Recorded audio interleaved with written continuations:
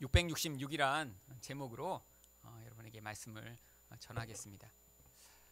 사람들은 이 성경 말씀을 가지고 내가 잘 모르는 그런 세상의 상황과 영적 상황이라고 이야기를 하면 속아 넘어가는 경우가 많이 있습니다. 그런데 역사상 지금처럼 이런 혼란한 상황 가운데 있는 적이 없습니다. 왜냐하면 요즘은 그냥 아이들도 인터넷을 통해서 자기 주장과 자기 생각과 만들어낸 이야기들을 이렇게 퍼뜨리면요, 그게 권위를 가진 사람이나 오랫동안 준비한 전문가가 아니더라도 사람들이 그게 진짜인지 가짜인지 구분하지 못하는 경우가 많기 때문에 그 영향력 때문에 많은 사람들이 이제 더 많은 혼란에 빠지는 그런 시대가 되었습니다.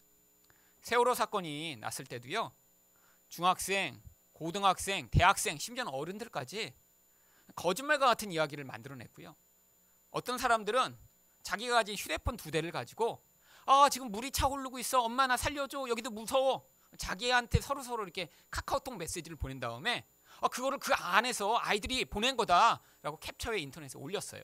그것 때문에 원래 구조됐어야 할 다른 곳을 찾았어야 되는데 이거 그 안에서 아이들이 보낸 메시지니까 이 식당간부터 먼저 수색합시다. 그래갖고 거기를 먼저 수색하느라고 이틀을 그냥 날려보냈습니다.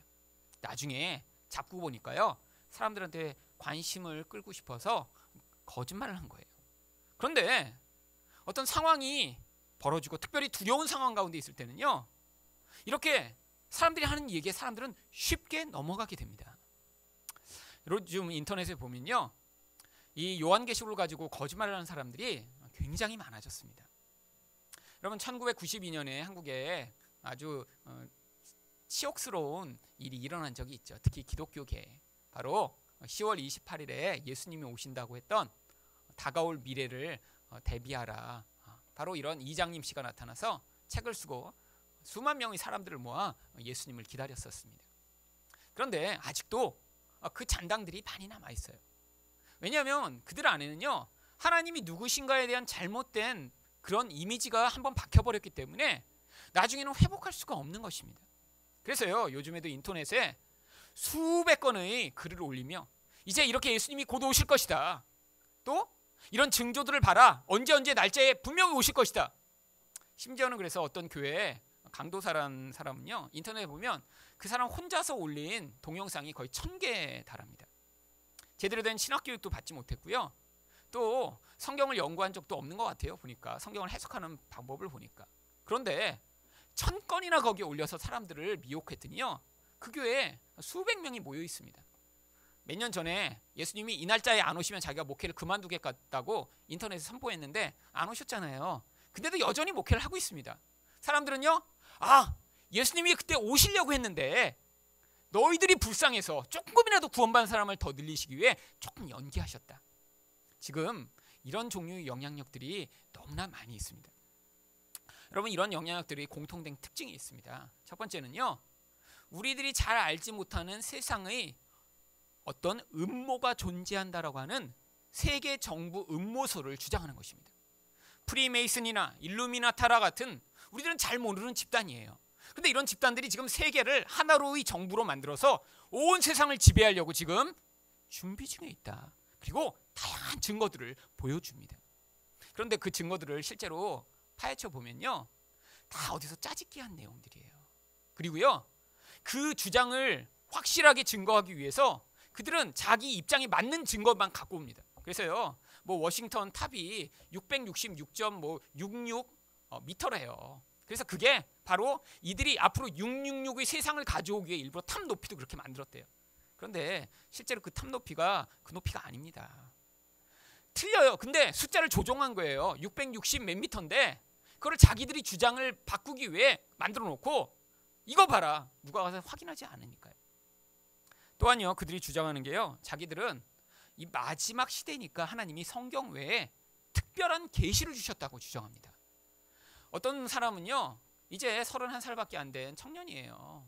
그런데 신학을 공부한 적도 없고요, 군대에서 이제 병장을 하고 있는데 그때 이제 하나님이 자기한테 그때부터 계시를 주셨대요.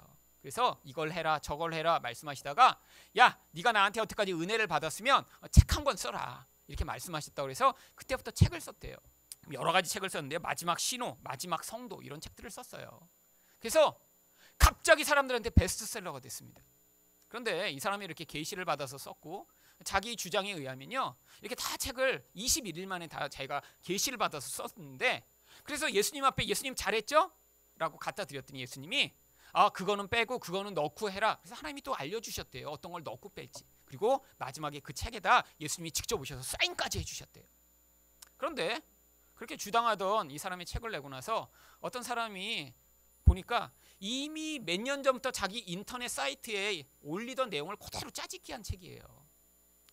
토시 하나 안 바꾸고 50페이지 정도를 그대로 갖다가 거기다 옮겨놨는데 그게 예수님이 이렇게 사인해 주신 책이라고 그러는데, 문제는 이런 사람의 책과 이런 사람의 영향력이 계속해서 퍼져나가고 있습니다.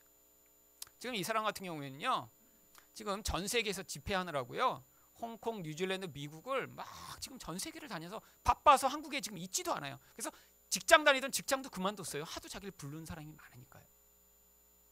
여러분, 이들은요 또 말세에 대해 왜곡된 시각을 갖고 있습니다. 대부분 말세를 어떻게 생각하나요? 앞으로 이제 점점 환란이 격하게 오는 7년 대환란의 시기가 올 거라고 모든 사람들이 생각합니다. 여러분도 그렇게 생각하시는 분이 분명히 여기 계실 거예요. 왜? 성경이 이렇게 나오지 않나요? 여러분, 성경이 이렇게 나온다고 생각하시는 건요, 여러분 착각입니다. 성경에는 7년 대환란이라는 이야기가 없어요. 아니 그러면 그걸 제가 알고 있는 건 어떻게 된 거죠? 여러분, 1800년대에 다비라는 사람이 나타나서요, 인류 역사상 한 번도 성경을 그렇게 해석한 적이 없는데 내가 계시를 받았다, 앞으로 7년 대환란이 올 거다 라고 주장하기 시작하면서 그때부터 퍼졌던 세대주의라고 하는 이단적 사상의 영향을 받아 지금도 어떤 사람들은 앞으로 7년 대환란이 올 거라는 성경에도 없는 이야기를 만들어 놓고 사람들을 미혹합니다. 여러분, 우리가 알고 있는 이 미래에 대한 잘못된 왜곡된 시각들, 근데 그게 성경적이 아닌 거예요. 여러분, 성경은 말세를 뭐라고 얘기합니까? 고린도전서 10장 11절입니다. 그들에게 일어난 이런 일은 본보기가 되고 또한 말세를 만난 우리를 깨우치기 위하여 기록되었느니라. 바울이요, 우리가 지금 말세를 살아가는 자들이다. 성경은요, 말세를요, 예수님이 초림부터 재림까지 모든 시간을 다 말세라고 이야기합니다. 여러분, 성경에서는 한 번도 예수님이 오시기 바로 전의 몇 년간을 이야기하고 있지 않아요. 예수님 초림부터 이제 예수님 하나님의 나라가 완성될 그 마지막 때의 모든 시간이 지금 말세인 것이고요, 이때 하나님이 하나님 백성을 구원하기 위해 행하고 계신 이때가 바로 우리에겐 종말의 시간인 것입니다. 또한 이들은 얼마나 성경을 왜곡되게 해석하는지요, 사실 성경을 다른 번역본만 봐도 이렇게 알 수 있는 구절들을 가지고요, 자기 마음대로 해석해서 이야기합니다. 아까 마지막 신호 뭐 이런 책을 쓴 그 사람의 경우에는요, 물론 신학의 그 어떤 교육을 안 받은 것은 떠나서 좀 영어라도 이렇게 좀 읽었으면 좋겠어요. 그분의 책을 이렇게 보면. 그런데 얼마나 이 해석하는 능력이 떨어지냐면, 다니엘서 12장 4절에 이런 구절이 있습니다. 다니엘아, 마지막 때까지 이 말을 간수하고 이 글을 봉함하라. 많은 사람이 빨리 왕래하며 지식이 더하리라. 이 구절을 가지고 어떻게 해석하냐면, 봐라, 이제 마지막 때, 지금까지는 하나님이 이런 놀라운 비밀을 안 알려주셨어. 근데 지금이 바로 이런 나한테 특별한 비밀을 알려주신 때야. 왜? 여기 보니까 많은 사람이 빨리 왕래하고 지식이 더하니까. 인터넷을 보세요. 얼마나 지식이 많아졌어요? 비행기 옛날엔 다니지 못하는 곳을 얼마나 빨리 다니게 됐어요? 그러니까 바로 지금 이런 특별한 계시가 임할 그때이기 때문에 이제까지 봉함되었던 책이 열렸다라는 거예요. 여러분, 근데 사실 이 한글 번역이 약간 모호하게 번역을 하면서 이렇게 됐죠. 다른 번역본만 보더라도요, 그 내용이 지금 이런 마지막 때에 비행기가 많이 다니고 인터넷이 발달됐다는 얘기가 아니라 표준 새번역만 하더라도 그 내용을 이렇게 번역하고 있습니다. 다니엘아, 너는 마지막 때까지 이 말씀을 은밀히 간직하고 이 책을 봉하여 두라. 많은 사람이 이러한 지식을 얻으려고 왔다 갔다 할 것이다. 바로요, 말세 예수 그리스도가 오실 그때가 되면 이 하나님 나라의 비밀을 알고자 하는 사람이 온 세상에 많아져서 그들이 그 말씀을 얻고자 빨리 다니는 시대가 올 거라는 거예요. 여러분, 이렇게 말도 안 되는 성경 지식을 가지고 이야기하는데도요, 사람들이 왜 그렇게 넘어가나요? 남들은 알지 못하는 얘기를요, 자기가 특별한 계시를 받아서 전달하는 것이라고 하니까 넘어가고요. 앞으로 이렇게 무시무시한 시대가 올 거니까 너희들 지금 내 말 안 들으면 그 무시무시한 시대에 휴거받지 못하고 남겨져서 고통을 당할 테니까 너희들 내 말을 들어야 되라고 이야기하기 때문에 넘어가는 것입니다. 여러분, 참 이게 문제예요.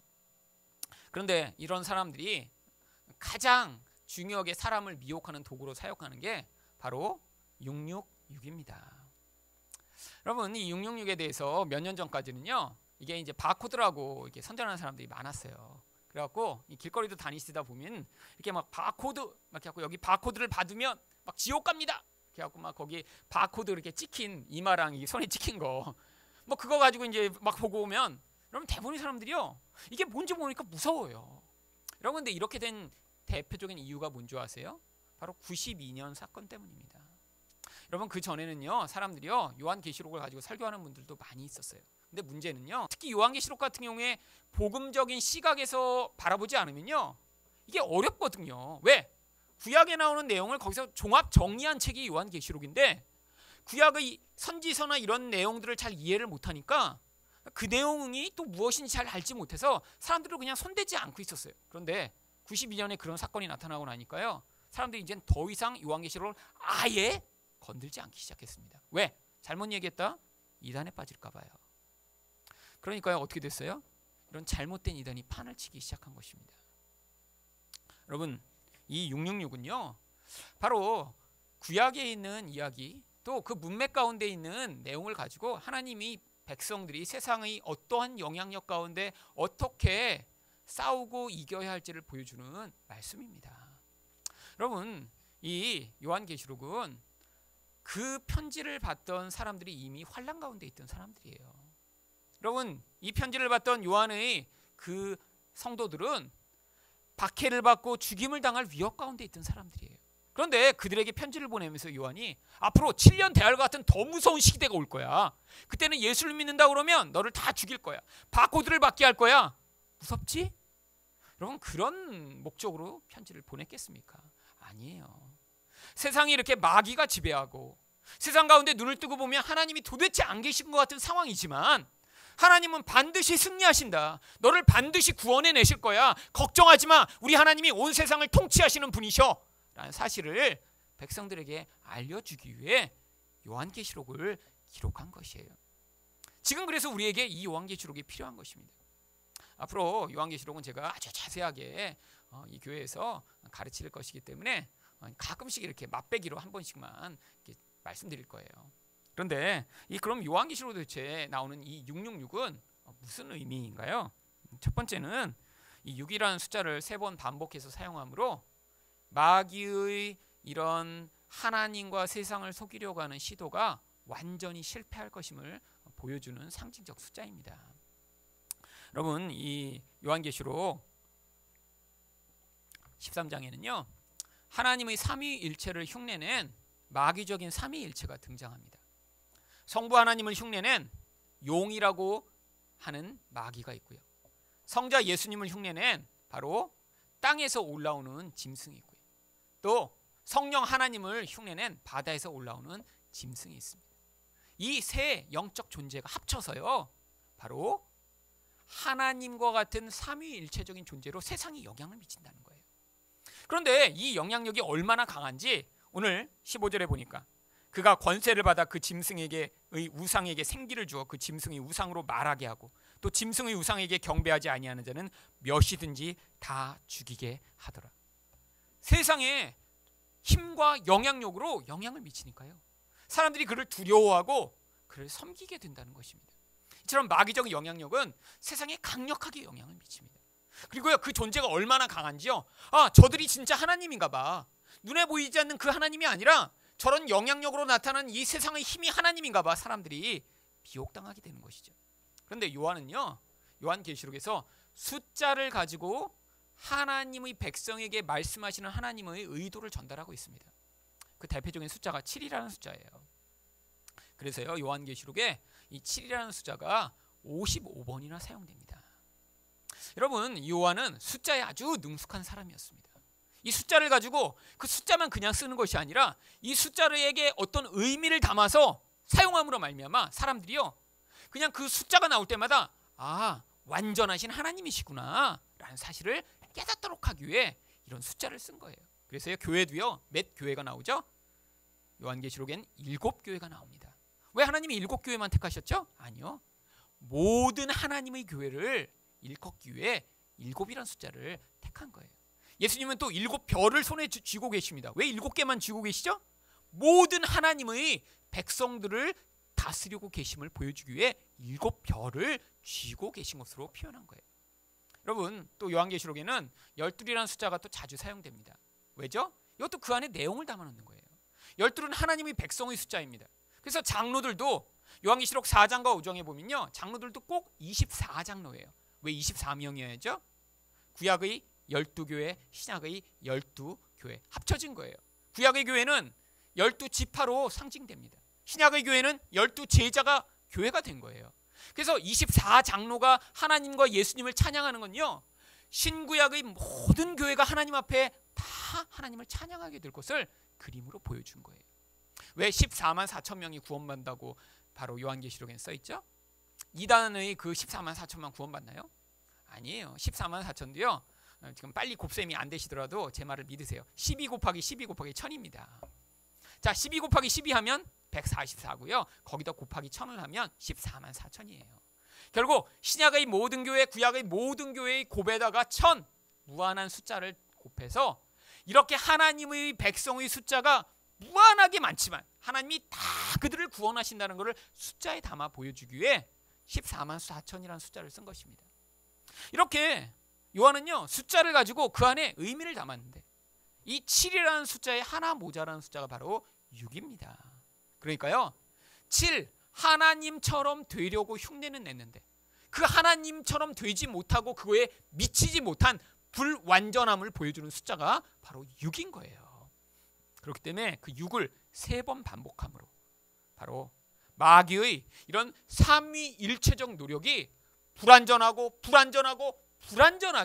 끝나버릴 것을 이 숫자에 담아 보여주고 있는 것입니다. 마귀가 세상을 지배하는 것 같아요. 하나님 백성도 죽일 것 같아요. 심지어는요, 세상의 왕인 것처럼 마귀가 보여지는 때도 있어요. 그런데 그렇지 않다는 거예요. 아무리 역사 내내 마귀가 그렇게 행세를 하더라도 하나님이 왕이시며 반드시 하나님이 하나님 백성을 구원해 내실 것을 이 666이라는 숫자에 담아 보여주고 있는 것입니다. 두 번째는요, 또 이 666이라는 숫자는요, 바로 사람이 누구에게 속했는가를 보여주는 상징적 숫자입니다. 여러분, 이 마귀에게 소속된 자들은 다 이마나 오른손에 이 표를 받는다고 했는데요, 이 표를 진짜 뭐 바코드나 베리칩으로 받는 것이 아닙니다.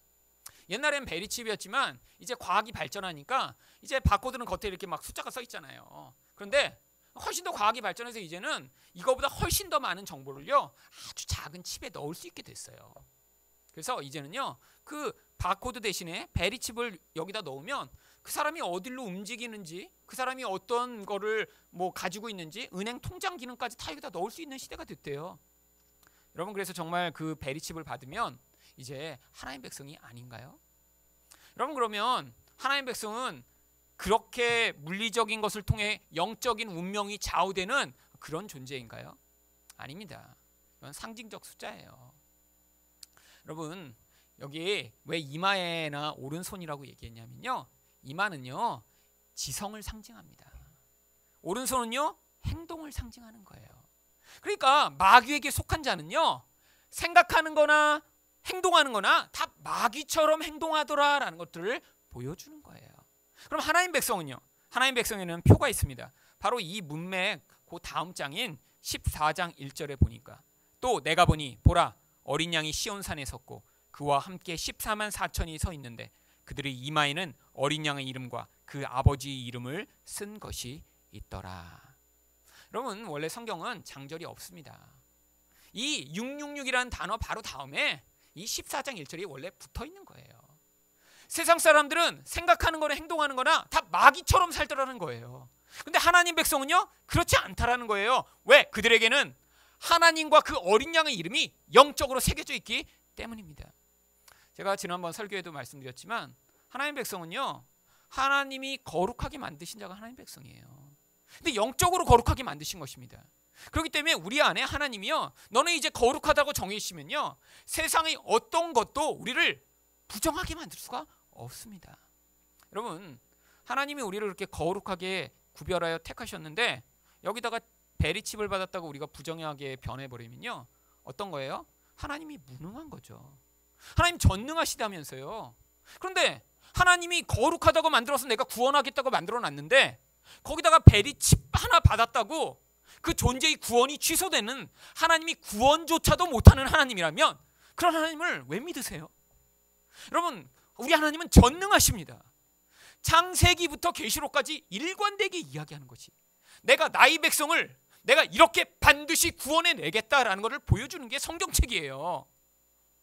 여러분, 그래서 창조도 내가 나의 백성을 어떻게 재창조할지를 이렇게 너희가 앞으로 기대해라 라는 걸 보여주기 위해 세상도 이렇게 만들어 놓으신 것입니다.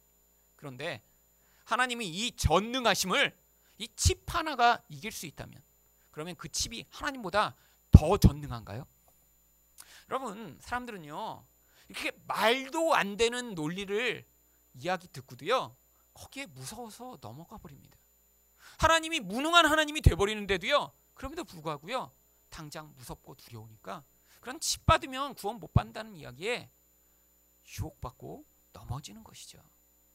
여러분, 세상에 있는 이 666의 이런 시도, 이거는 역사상 내내 계속되어 왔습니다. 무엇으로요? 하나님처럼 되려고 하는 시도로요. 여러분, 아담과 하가 왜 선악과를 따먹으려고 했죠? 맛있어 보였어요? 아니요. 하나님처럼 될 수 있다는 말에 속아 넘어가서 그렇게 됐습니다. 여러분, 바로 그게 666의 시도인 거예요. 여러분, 아담으로부터 시작된 그 하나님처럼 되고 싶은 그 욕망이요, 그 다음에는 니므롯으로 넘어갑니다. 니므롯이 바로 이렇게 왕처럼 돼서 사람들을 사냥하고 그들로 말미암아 자기가 왕이 되고자 했던 것도요, 바로 하나님처럼 되고자 했기 때문이에요. 유대 전승에 의하면 그래서 이 니므롯이 바벨탑을 만들었다고 합니다. 왜 바벨탑을 만들었죠? 우리가 하늘에까지 다 우리 이름을 내보자, 하나님처럼 되고자 하는 거예요. 바로 인간의 이 끊임없는 하나님처럼 되고자 하는 시도가요, 지금은요 무엇으로 나타나죠? 영웅되고자 하는 시도로 나타나는 것입니다. 여러분, 세상엔 그래서 마귀가 도와준 수없이 많은 영웅들이 존재합니다. 여러분, 운동하는 스타들도 영웅이 되고요, 노래만 잘해도 요즘은 영웅이 되고요, 정치 권력을 갖는 그런 영웅도 있고요. 그 영웅들을 보면 다 하는 시도가 뭐예요? 이 땅에 우리가 연약하고 부족함에도 불구하고 어떤 종류의 힘을 가져서 내가 하나님처럼 노릇하고자 하는 거예요. 여러분, 그런데 하나님이 어떻게 하세요? 하나님처럼 되려고 하는 모든 인간들의 시도를 역사 내내 꺾어버리십니다. 여러분, 알렉산더 30살에 세상을 다 제패했어요. 그런데 30살에 말라리아에 걸려 죽어버립니다. 그렇게 세상을 제패하는 왕이었는데 그렇게 빠른 시간에 그렇게 많은 영토를 그렇게 젊은 나이에 차지한 사람이 역사상 전후후무한데 모기 한 마리를 이기지 못하고 죽어버린 거예요. 여러분, 이런 하나님처럼 되려는 시도가 계속 패배하는데 하나님 백성은 그 하나님처럼 되고자 하는 거기에서부터 그 자리에서 내려와 이제 어린 양을 따라가는 순종하는 자의 삶을 살게 될 때 거기에서 바로 이런 세상 사람과 다른 모습이 나타나는 거예요. 그런데 교회에 있더라도요, 계속해서 이렇게 하나님처럼 되고자 하나님의 힘을 내가 동원해 이 교회에서도 내가 높아지고 싶다, 내가 힘이 강해지고 싶다, 하나님의 도움을 받아 내 부족한 것을 채워서 세상에서도 부족함이 없는 사람이 되고 싶다라고 주장하고 있다면 이건 하나님 믿는 사람이 아니라는 거예요. 왜? 바로 하나님 백성에게 나타나야 할 어린 양의 표시의 증거는 무엇이냐면 예수 그리스도처럼 되는 것입니다. 모든 것을 가진 하늘의 이 왕이시지만 그 모든 것을 내려놓고 가장 낮은 자리까지 오실 수 있었으니까요. 여러분, 우리 안에서 그래서 어린 양처럼 우리가 살아가는 것이 바로 우리가 하나님과 어린 양의 표를 우리 머리에 새긴 자로서의 삶을 살아가는 것이고요. 하나님은요, 하나님 백성의 삶에서 반드시 그런 모습이 나올 수밖에 없도록 만들어 가시는 거예요. 여러분, 하나님이 이렇게 여러분 인생에서 개입하신데 그걸 거부하시면 끊임없는 갈등과 고통이 있습니다. 세 번째로 또한 이 666은 무슨 것을 의미하나요? 바로 세상의 힘을 추구하는 사탄적인 영향력을 의미합니다. 여러분, 이 요한계시록에 나오는 구절은 404구절입니다. 그렇게 많은 구절이 아니에요. 그런데 이 404구절 가운데 구약 성경을 직접 인용한 구절이 300구절이고요. 구약 성경을 간접적으로 인용한 구절은 1000구절이 넘습니다. 무슨 얘기예요? 400절 정도밖에 안 되는 구절 가운데 구약에서 인용한 게 거의 3배가 넘는다는 것입니다. 무슨 얘기냐면 요한은 구약에 있는 모든 내용을 이 안에 종합 정리한 거예요. 그래서 이 요한계시록을 해석하는데요, 지금 벌어지고 있는 666을 저 봐라 지금 베리칩이 666이야라고 해석하는 게 아니라 구약에 가서 구약에서 이것이 무슨 의미인지를 그 근거 안에 해석을 해야 됩니다. 그럼 구약에 666이 나오나요? 물론이죠. 왕상 10장 14절에 666이라는 숫자가 나옵니다. 솔로몬의 세입금의 무게가 금 666달란트요. 여러분, 성경에 나오는 모든 내용은요, 의미가 있기 때문에 적어놓은 것입니다. 왜 여기 솔로몬이 이렇게 세금을 많이 받는지 적어놓은 것일까요? 어떤 메시지를 전달하기 위한 것이죠. 1달란트는 34kg 정도 되는 돈입니다. 그런데 여러분, 금 1kg, 사실 이 우리나라에 뭐 이렇게 보통 사람들은 금 1kg 뭐 키로 단위로 이렇게 사고 파세요? 보통? 아니죠. 한 돈이면 한 돈이 아니라 한 돈인가요? 이 금반지 이렇게 도래 줄 때 한 돈 정도 주죠. 그 한 돈이 얼마의 금이냐면 3.65g입니다. g. 그러니까 그 3.65g이 가격이 한 20만 원 전후 하나요? 여러분, 그러니까요, 이 금으로 이렇게 이야기한 건 666달란트는요 엄청난 돈입니다. 엄청난 1조가 훨씬 넘는 돈이에요. 왜 이야기를 써놨냐면 솔로몬이 이렇게 재물로 부요하게 됐더니 무슨 일이 벌어지냐면 바로 사무엘상 11장에 이런 사건이 벌어집니다. 솔로몬 왕이 바울이 따르에 이방인 많은 여인을 사랑하였으니 곧 모압과 암몬과 에돔과 시돈과 헷 여인이라. 다른 여인들을 사랑하게 된 거예요. 여러분, 단순히 뭐 여자를 너무 밝혀갖고 솔로몬이 이렇게 1000명의 여인을 거르는 게 아니라 자기 힘이 강력해진 만큼요, 그 힘에 부합할 만한 영향력을 갖기 위해 여자들을 많이 모은 것입니다. 이 여자들은 어쩌면 솔로몬 얼굴도 한번 보지 못한 여자들도 있을 거예요. 왜? 정략 결혼을 했거든요. 자기가 더 많은 여자들을 외국에서 수입해 와야 그 왕들과 어깨를 겨눌 수 있는 이런 강력한 왕임을 보여줄 수 있으니까요. 여러분, 그런데 문제가 발생했습니다. 결혼을 했더니 이렇게 후궁이 700이고 첩이 300명이 됐는데 이 여자들이 왕의 마음을 돌이켜서 어떻게 됐냐면 솔로몬이 나이가 많을 때 그 여인들이 그의 마음을 돌려 다른 신들을 따르게 하였으므로 이는 시돈 사람의 여인 아스다스로를 따르고 암못 사람의 가증한 밀곰을 따름이라. 모압의 가증한 그모스를 위하여 예루살렘 앞 산에 산당을 지었고 또 암몬 자손이 가증한 몰록을 위하여 그와 같이 하였으며. 여러분, 예루살렘 하나님의 성전 앞에요, 제가 이전에도 말씀드렸던 몰록 신을 섬기는 신전을 만들었다는 거예요. 몰록이 어떤 신이냐고요? 가슴에 구멍이 뻥 뚫려서요, 거기다 불을 지피고 자기 자식을 갖다 불에 태워 죽이는 신이 몰록입니다. 그런데 얼마나 타락을 했는지 하나님의 신전 앞에서 그 짓을 한 거예요. 솔로몬이요. 왜? 세상적으로 너무너무 영향력이 강해지고 힘이 세졌더니요, 하나님 더 이상 의존하지 않는 자가 되어버렸기 때문이죠. 여러분, 666은요 이처럼요 마귀적인 영향력을 이야기하는 거예요. 세상의 힘을 통해서 더 이상 하나님을 필요 없게 만드는 그런 세상의 힘이에요.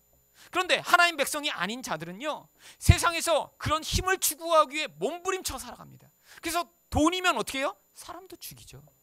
친척도요, 관계를 다 깨버립니다. 교인들도요, 만약에 666에 사로잡혀 있는 사람이 교인 가운데 있으면요, 다른 사람들을 자기 욕망의 대상으로 삼아서요 다 파괴해요. 어떤 교회에 갔더니, 제가 아는 교회인데 그 교회는 거기 장로님이 교인들마다 다 돈을 빌린 거예요. 어떤 교인한테 돈 많은 교인한테는 5천만 원, 없는 사람한테는 50만 원. 그래갖고 그렇게 갚는다 그러고 여기서 빌려서 여기서 주고 여기서 빌려서 해갖고 그 한 장로님과 돈 거래로 관련된 사람을 목사님만 빼고 다 관련된 거예요. 나중에 그 교회가 결국 깨져버리고 말았습니다. 왜? 여러분, 사람들이 그렇게 돈으로 얽혀지면요 결국 돈으로 관계가 깨어지게 되어 있어요. 왜? 돈은 세상에서 가장 강력한 힘 중에 하나거든요. 여러분, 이렇게 세상의 영향력이 교회 안으로 들어오면요 교회의 시스템도 다 파괴돼 버리는 경우가 많이 있습니다. 왜 지금 한국 교회가 이렇게 비난을 받죠? 세상에서는 그렇게 돈의 힘으로 만들어내는 아름다운 결과물, 큰 건물, 멋진 예배당 이런 것을 세상에선 힘있다, 멋지다, 영광스럽다라고 얘기하는데 교회 자체가 그런 세상의 패턴을 따라갔기 때문이에요. 여러분, 하나님은요 교회가 크다고 거기에 더 많은 은혜를 주시지 않습니다. 그런데 세상은요 그런 눈에 보이는 것에 목숨을 걸게 되어 있어요. 왜? 보이지 않는 것은 믿을 수가 없으니까요. 여러분, 아무리 우리가 과학이 발전해 나중에 모든 사람에게 다 이렇게 베리칩을 주입한다고 해도요 하나님의 백성의 구원에 그것이 하등 영향을 미치지 못합니다. 만약 그것이 구원을 취소할 만한 그런 영향력이 있는 것이라면요 그 베리칩이 예수 그리스도나 하나님 말씀보다 더 강력한 거예요. 그래서 성경에 로마서 8장에 이렇게 기록하고 있습니다. 내가 확신하노니 사망이나 생명이나 천사들이나 권세자들이나 현재일이나 장래일이나 능력이나 높음이나 기품이나 다른 어떤 피조물이라도 우리 주 그리스도 예수 안에 있는 하나님의 사랑에서 끊을 수 없으리라. 여러분, 바울이 요즘 로마서를 썼으면 아마 여기 하나 더 추가했겠죠. 베리칩도. 여러분, 어떤 것도 우리를 하나님의 사랑에서 끊을 수 없습니다. 여러분, 사람들이요 어떻게 두렵게 하고 여러분을 어떻게 미혹하게 하더라도요 여러분 한번 하나님의 백성으로 선택된 자라 여러분이 삶에서 내가 이제 하나님의 백성이라는 확신을 가지게 되셨으면요 우리 삶에서 나타나는 어떠한 것도 우리를 하나님의 사랑에서 끊을 수 없습니다.